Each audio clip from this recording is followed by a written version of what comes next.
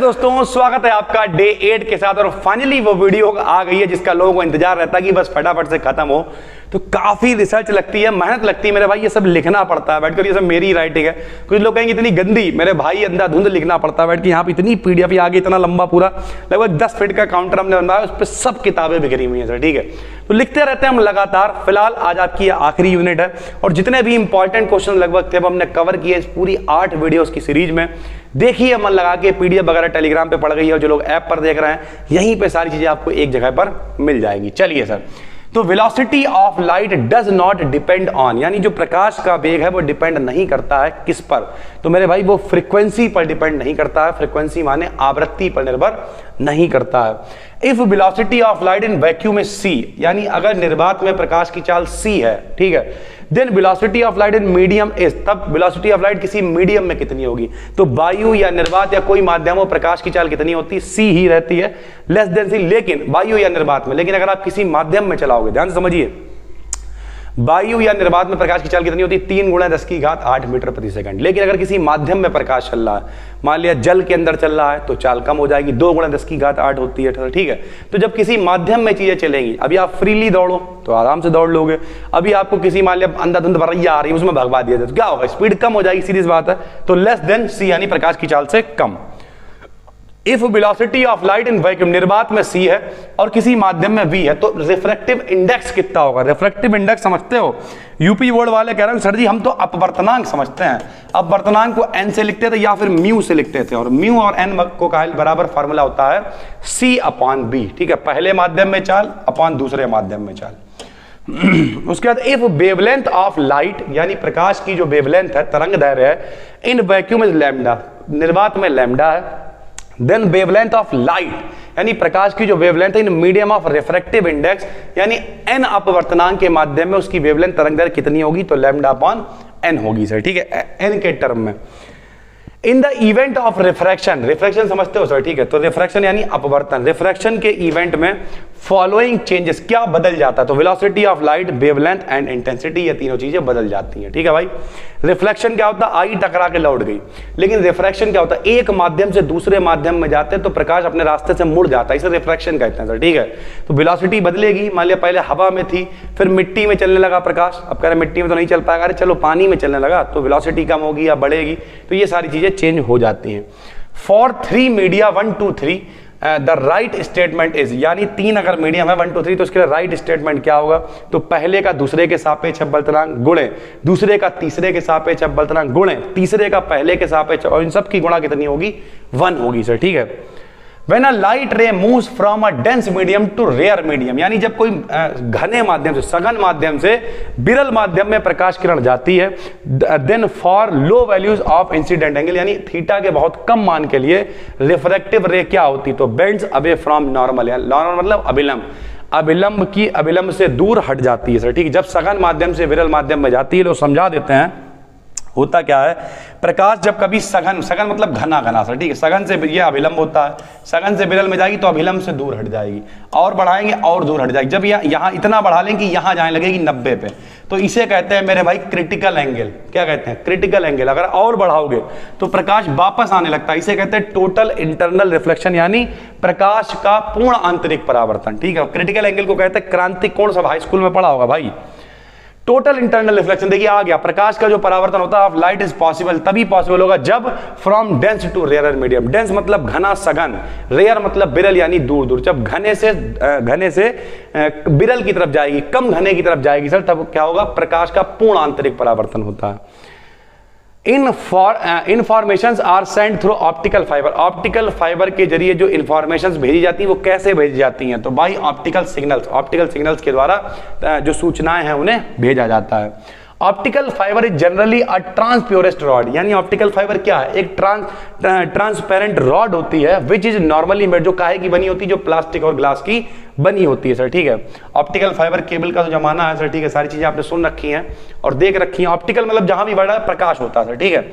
Optical fibres made of plastic and glass are कैसी होती है? इंसुलेटर होती है, क्योंकि प्लास्टिक की बनी है, कांच की बनी है, तो इंसुलेटर मतलब कुचालक, इनमें किसी भी प्रकार का करंट नहीं आता है। The angle of incidence of light in an optical fibre should be equal to critical angle और लेस देन 8, यानी फाइबर जो ऑप्टिकल फाइबर इसमें जो एंगल ऑफ इंसिडेंट है प्रकाश का कितना होना चाहिए, तो क्रिटिकल मतलब क्रांतिक कोण क्या तो बराबर होना चाहिए और या फिर क्या होना चाहिए उससे कम होना चाहिए। ठीक है भाई।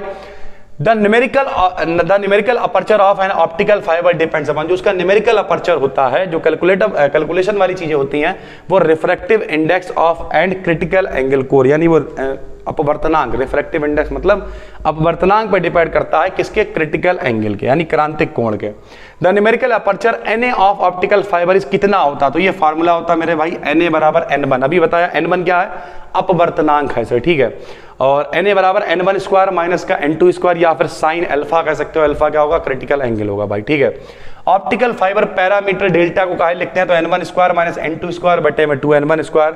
After making optical fibre covered भाई क्या होता है, बफर कहलाता है। ठीक है, जब मेकिंग ऑप्टिकल फाइबर बनाते हैं तो उसे किसने बताया सर, बफर ने बताया। ठीक है, बफर नाम तो आपने सुनी रखा होगा सर। ठीक है, तो ये बफर ने बताया।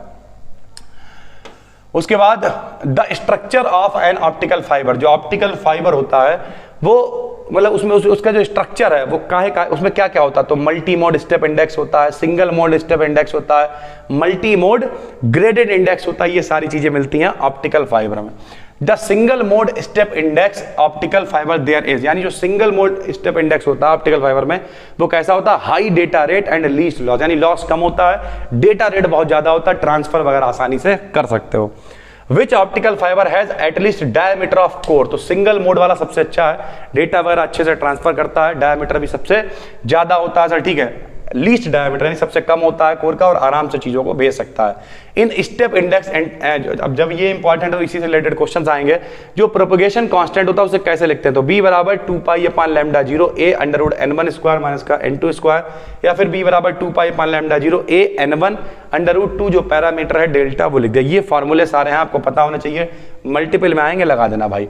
एक्चुअल में ये सारे टॉपिक हमारा मन है पढ़ाने का डिटेल में, ऑप्टिकल फाइबर ये सब अगर हम इसके अंदर घुसेंगे ना सर तो एक एक टॉपिक को समझाने में हमें लग रहा है 2-3 घंटे लग जाएंगे।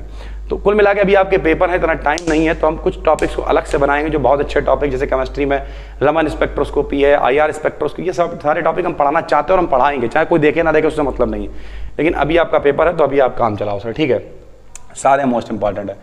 इन an optical fibre energy losses are due to, energy का लॉस क्यों होता है, तो लॉस ड्यू मटेरियल। ठीक है, मटेरियल के कारण होता है, स्कैटरिंग मतलब बिखरने के कारण होता है, बेंडिंग मतलब मुड़ने के कारण होता है, ये सारी चीजें होती है, इस वजह से ये हो जाता है। Two optical fibres are connected by, काय से जोड़ते हैं, तो स्प्लाइस और कनेक्टर से इन्हें हम जोड़ सकते हैं, आपस में कनेक्ट कर सकते हैं।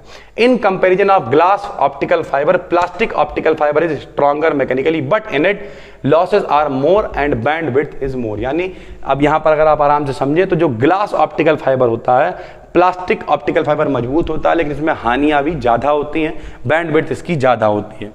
इन फाइबर स्प्लाइसिंग आर्ट्स क्या होते हैं, स्टेबल होते हैं सर। ठीक है, ये प्रोजेक्शन मीनिंग क्या होता है फाइबर में, तो वाइड रूट प्रोजेक्शन कहलाता है। The reason of inter model dispersion in fibre, जो इंटर मॉडल डिस्पर्शन मॉडल होता है फाइबर में वो क्या होता है, तो wave motion in different mode, wave motion में जो तरंग गति होती है उसे हम लोग बोल देते हैं डिस्पर्शन। ठीक है भाई, उसके बाद the inter model dispersion in fibre depends on किरपे, तो रिफ्लेक्टिव इंडेक्स जो अपवर्तनांक है उस पर निर्भर करता है, साथ ही साथ रिफ्लेक्टिव इंडेक्स ऑफ क्लैडिंग, यानी कुल मिला के अपवर्तनांकों पर निर्भर करता है, कोर के और क्लैडिंग के। तो कुल मिला के यहाँ पे आखिरी में कुछ 10-12 क्वेश्चन है जो आपको देखने हैं। उसके अलावा हमने जितने भी हैं ज्यादातर वीडियोज हमने बहुत 22, 25 आधे घंटे की ये वीडियोज हैं और बहुत डिटेल में हमने समझाने की कोशिश करी है कुछ वीडियोज में सर। ठीक है, फिलहाल ये वीडियो, ये लास्ट यूनिट इतनी इंपॉर्टेंट है नहीं, इससे जो आ सकते थे क्वेश्चंस वो हमने बना दिए हैं। अभी ये सीरीज पूरी खत्म हो गई है, 8 वीडियोस की सारी PDF Telegram BD Academy BSc पे पढ़ी हुई हैं, आपको मन लगा के पढ़ना है और बाकी एक फीडबैक जरूर देना है, कमेंट में बताना सर। ठीक है, पूरी सीरीज देखने के बाद और जब पेपर दे के आना तब भी कमेंट करके बताना कि कितने क्वेश्चन सर आए थे। ठीक है, पेपर आपके स्टार्ट होने वाले, जो भी MJPRU वाले बच्चे हमारी तरफ MJPRU लगता है 15-16 तारीख के आसपास पेपर स्टार्ट है। और बाकी मन लगा के पढ़िए, हम मिलते हैं आपसे एक और वीडियो में, तब तक के लिए धन्यवाद, थैंक यू।